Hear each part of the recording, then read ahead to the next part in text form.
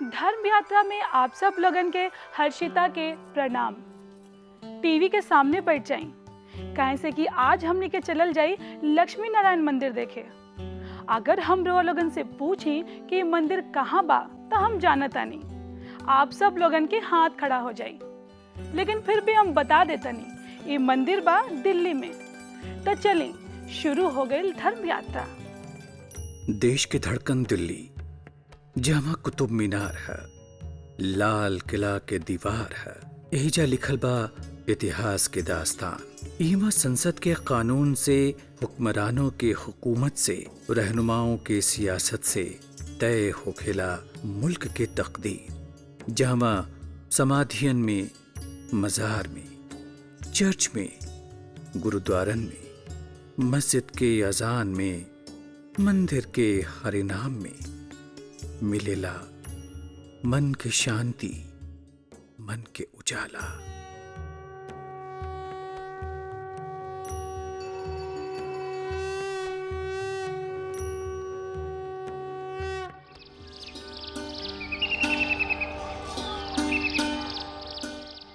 यह दिल्ली के विश्व प्रसिद्ध बिरला मंदिर। धर्म के अलग अलग रंग में एगो नया रंग जोड़त, मन के तार के पवित्र हरिनाम से जोड़त, भेदभाव से परे सबनी के स्वागत करेला ये पावन लक्ष्मी नारायण मंदिर, जेकरा बिरला मंदिर भी कहल जाला।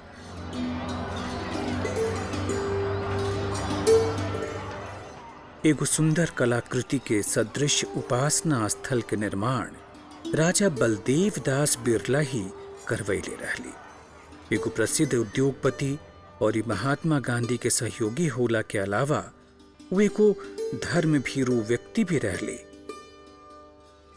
26 मार्च 1933 में धौलपुर के महाराजा उदय भानु सिंह ही ये मंदिर के शिलान्यास करवैले रहले। 6 साल के अनवरत परिश्रम के बाद लक्ष्मी नारायण मंदिर के निर्माण पूरा हो गई और ये 18 मार्च 1939 के राष्ट्रपिता महात्मा गांधी ई शर्त पर उद्घाटन करेला वो तैयार भइलन कि ये मंदिर, ई श्रद्धा स्थल के द्वार सबनी खातिर हमेशा खुलल रही। हमारे देश के अंदर हरिजन को मंदिरों में पूजा करना निषिद्ध था। ये पहला मंदिर है जिसके अंदर हरिजन को और हर समाज वर्ग के समाज को यहाँ पे पूजा करने की अनुमति दी गई है। सही मायने में आधुनिक भारत के पहला ऐसन ये मंदिर बा जहाँ न जाति के बंधन बा, ना ही धर्म के दीवार, ना ही छुआछूत के अभिशाप।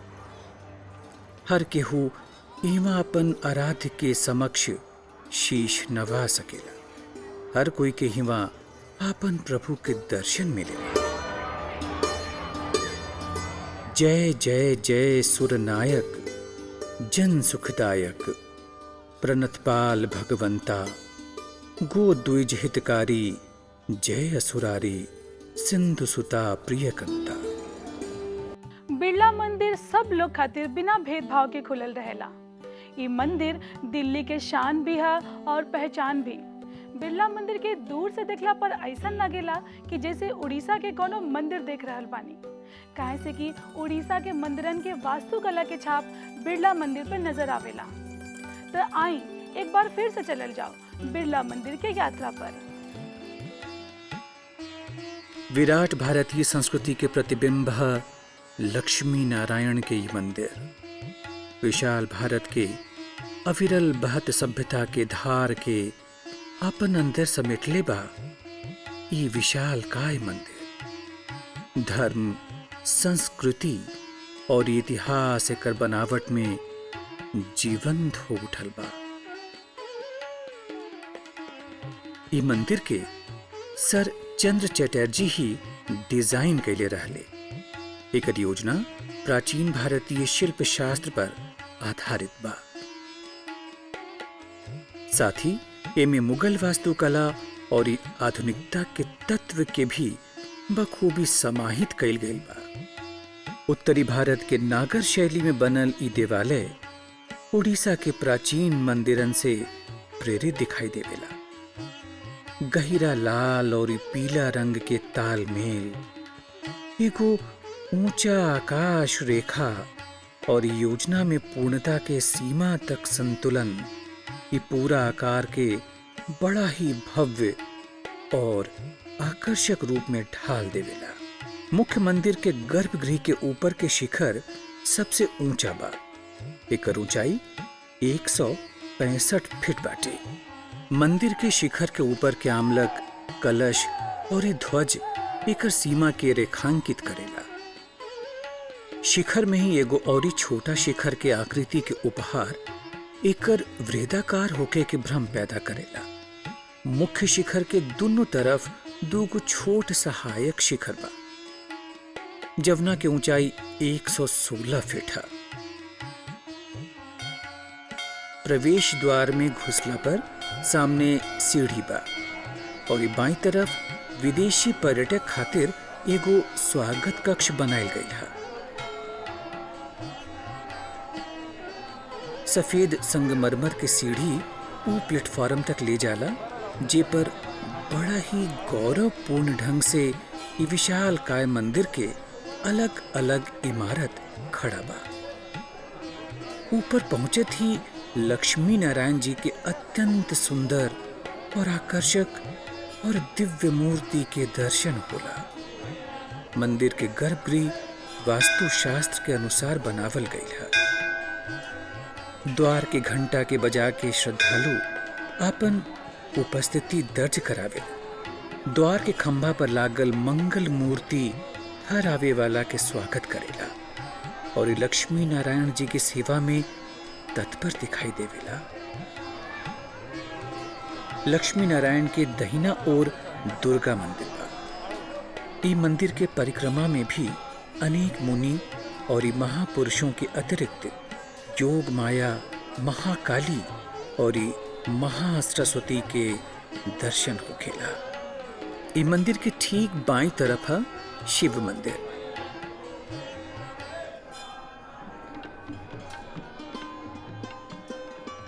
शिव मंदिर के भीतर ध्यान में मगन भोले शंकर के प्रतिमा एगो पारलौकिक के सुखद अनुभूति देवेला। सिद्धिदाता गणेश पूर्व और दक्षिणी कोना में विराजमान कल गई है। ये मंदिर के भित्ति चित्रों के जरिए निहायत खूबसूरत तरीका से सजावल गई है। कलाकारन के कल्पनाशीलता के बेजोड़ नमूना बा ये तमाम भित्ति चित्र।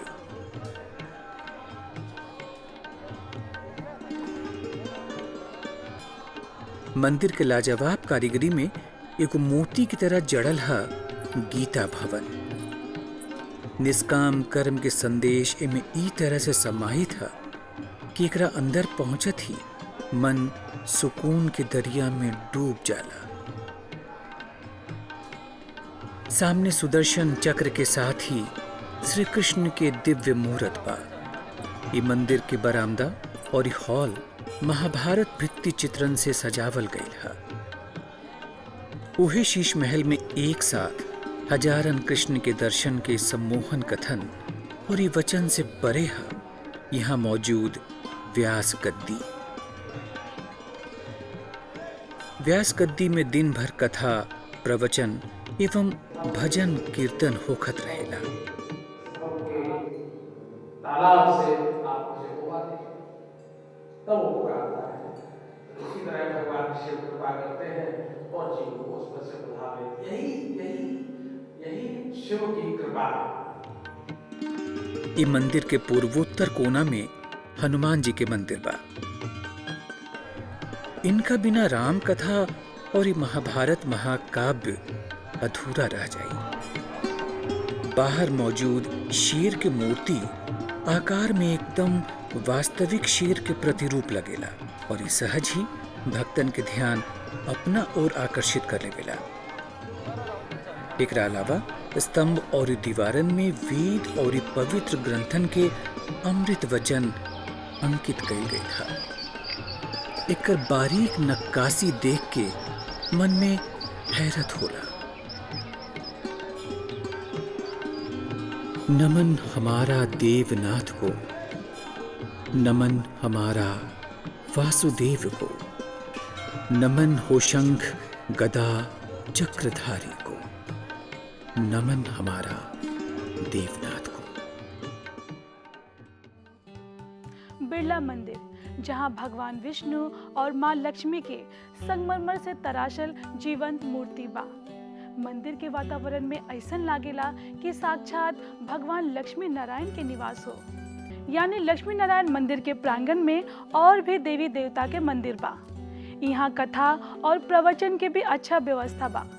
मंदिर के पवित्र वातावरण मन के एगो अनोखा एहसास करावेला।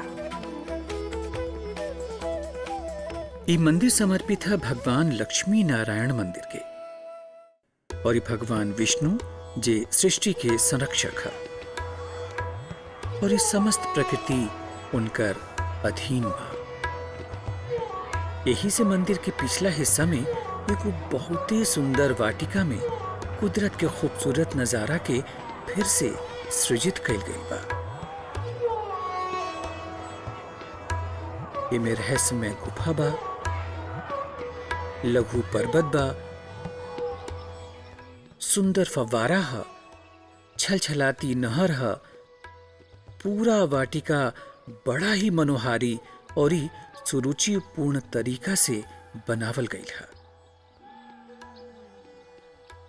इवा आइला पर कुदरत के गोद में आध्यात्म के चरम अनुभूति तक पहुंचे के वातावरण मिल जाला। धूप और छांव के खेल के बीच युगल किशोर बिरला जी के प्रतिमा बा।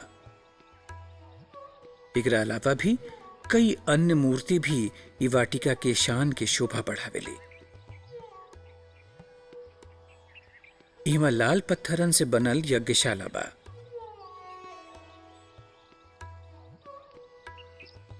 एकरा दीवारन पर वेद के कथन और कवियन के पंक्तियन के उकेरल गईल है।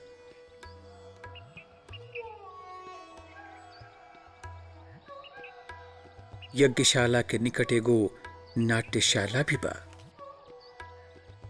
नाट्यकला प्राचीन संस्कृति के अमूल्य धरोहर रहल। एकरा नजदीक एगो व्यायामशाला भी है।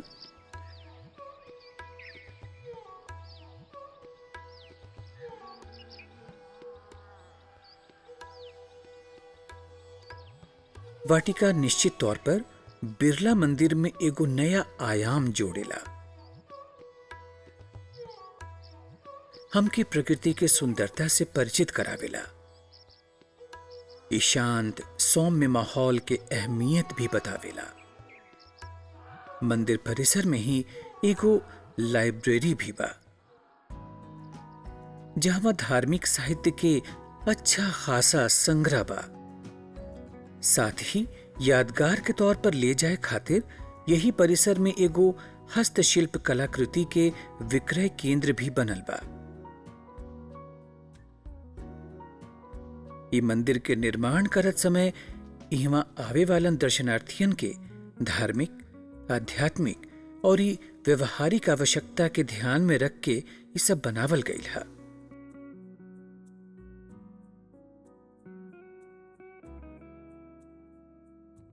मुक्ति के लिए आते हैं सभी इसी द्वार,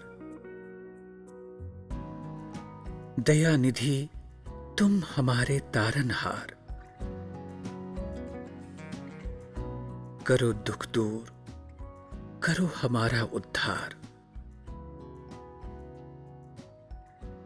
आपन याचना और प्रार्थना के साथ हर दिन हजारों श्रद्धालु लक्ष्मी नारायण मंदिर में दर्शन और उपासना खातिर आवेला। और इस सबनी के निसंदेह कुछ न कुछ हासिल हो ही जाला।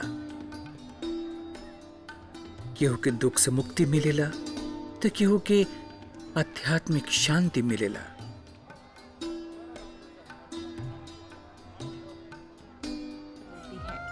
मैं यहाँ बड़े सालों से आ रही हूँ। मेरी बड़ी तमन्ना हर साल रहती है कि मैं तीज पे भी आती रहती हूँ, क्योंकि यहाँ तीज पे बहुत भारी प्रोग्राम होता है और यहाँ पे सजावट होती है, कृष्ण भगवान के हमारे दर्शन होते हैं और भगवानों का भी यहाँ पे कथा, गीता भवन में कथा होती है और बार बार मन करता है कि हम सुने, जिससे हमारे को मन में शांति मिले और आगे भी हम प्रचार करते रहें और बिरला मंदिर में यहाँ आते रहें बार बार। और मैं आज अपने बच्चों के साथ में यहाँ पे आई हूँ और बच्चों को दिखाने के लिए लाई हूँ। मंदिर के द्वार ब्रह्म मुहूर्त के समय सवेरे 4:30 बजे खोल दिया जाला। आरती समय से होखेला और नियत विधि से होखेला।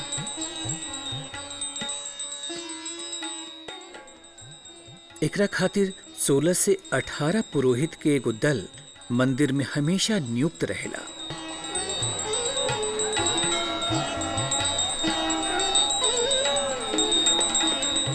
दिन में 5 बेरिया आराध्य देव के आरती पूजन कइल जाला। हमारे मंदिर में 16 से 17-18 पुजारी हैं। समय समय पर आगे संख्या बढ़ती घटती रहती है और नियम से 4:30 बजे प्रातःकाल मंदिर के द्वार खुल जाते हैं। मंदिर में पूजा विधि अर्चना होती है, 5 समय की आरती होती है, भगवान को भोग लगाया जाता है और भगवान का नियम से अर्चन पूजन विधि विधान से करते हैं। सभी हमारे पुजारी दीक्षित शिक्षित हैं और बहुत अच्छे ढंग से विधि विधान से पंचदेवोपासना से, जिसे हम लोग श्रौत उपासना कहते हैं, स्मार्त उपासना पद्धति कहते हैं, उससे पूजा की जाती है। दिन कोई भी होखे, पर्व कोनो भी होखे, लेकिन सब धर्म संप्रदाय खातिर खुलल प्रभु के पावन द्वार बस यह संदेश देवेला, सर्वे भवन्तु सुखिना, सर्वे सन्तु निरामया, सर्वे भद्राणि पश्यन्तु, मां कश्चित दुख भाग भवेत्। ई पवित्र आराधना स्थल के उद्देश्य सबनी के सुख के कामना है।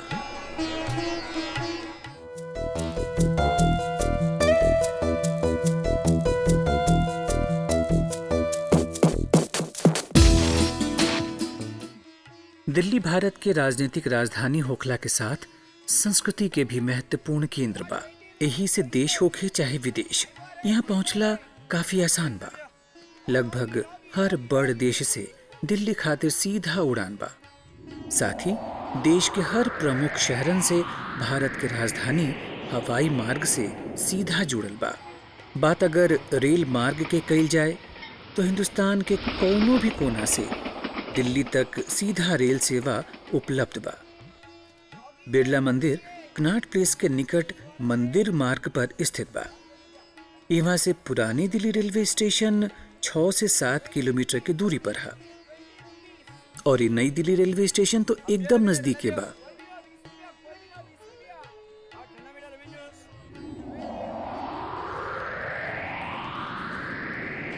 वहीं हवाई अड्डा से बिरला मंदिर 20 से 25 किलोमीटर दूर पड़ेला।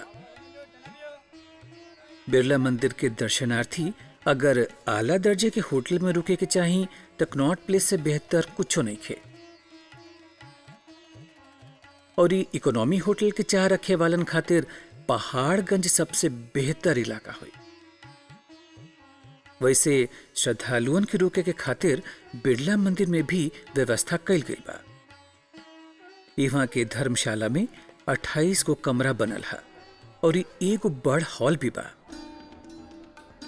जहाँ मात्र 20 रुपया में सुविधाजनक विश्राम कइल जा सकेला।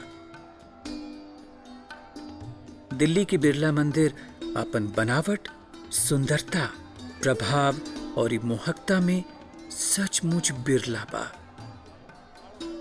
ये प्रतीक है सदियन से जकड़ल बंदिशन से टूट जाएगी, जाति और भेदभाव के बंधन से ऊपर उठ जाएगी। ये मंदिर देवेला संदेश समस्त मानव जाति के सिर्फ एक ईश्वर के संतान माने के, भारतीय सनातन धर्म के अद्भुत धरोहर है। दिल्ली के लक्ष्मी नारायण मंदिर, जेकरा बिरला मंदिर भी कहल जाला। बिरला मंदिर देसी विदेशी सभी पर्यटक के आकर्षित करेला। अगला बार आप जब भी दिल्ली आई तो ये मंदिर के देखे खातिर समय जरूर निकाली। आज के हमने के धर्म यात्रा पूरा भइल बिरला मंदिर के साथे। अगला पड़ाव कहाँ होखी ये खातिर देखत रही धर्म यात्रा के अगला एपिसोड। तब तक खातिर धर्म यात्रा शुभ यात्रा।